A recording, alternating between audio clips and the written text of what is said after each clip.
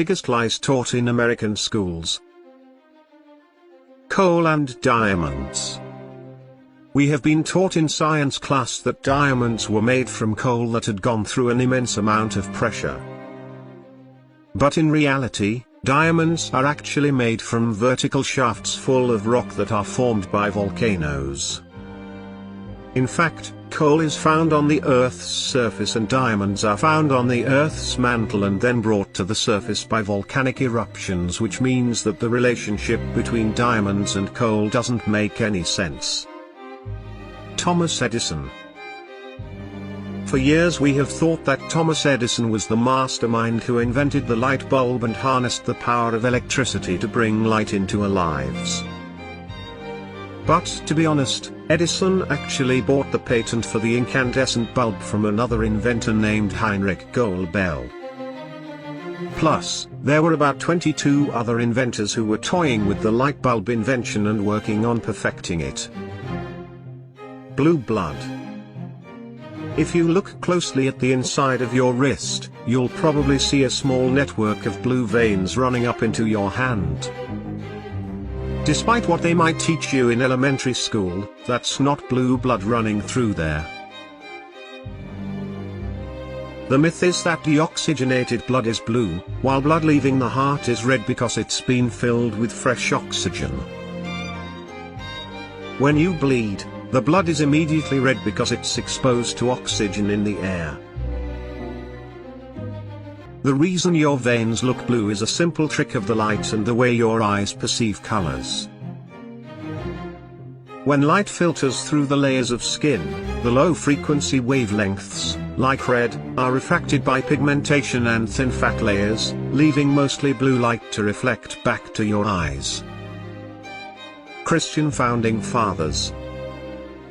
For many years, people have believed that the founding fathers of the United States were all Christians and that the country was founded on Christian values. That is simply not the case, especially since Ben Franklin and Thomas Jefferson were considered deists, which means they didn't follow the Bible but knew there is a creator since the world was so well done. Alexander Hamilton became a Christian after his son passed away, which happened long after 1776, and George Washington likely believed that nature was God. And finally, John Adams was a Unitarian, meaning that Jesus was a good person but not God's son. The tongue. For an unknown reason, scientists and teachers thought the different parts of our tongue defected different tastes like sweet, sour, salty, etc. But in fact, our tongue equally detects these different tastes regardless of what they are. The one exception is that we have a protein that detects whether we are eating something sour. Human evolution. Early classes on evolution usually leave one basic impression: humans evolved from apes.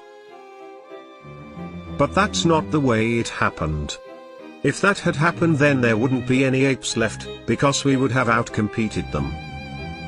The more likely theory is that humans and the great apes, chimpanzees, gorillas, and orangutans, started with a common ancestor, and then evolved in separate directions over the years. The human brain. In school, we have been convinced for some time that we only use about 10% of our brains. It is believed that the only one who channeled the majority of their brain was Albert Einstein, and that was the reason for his intelligence. But truth be told, neurologist Barry Gordon has revealed that we actually use all parts of our brain and that most of our brain is active all the time.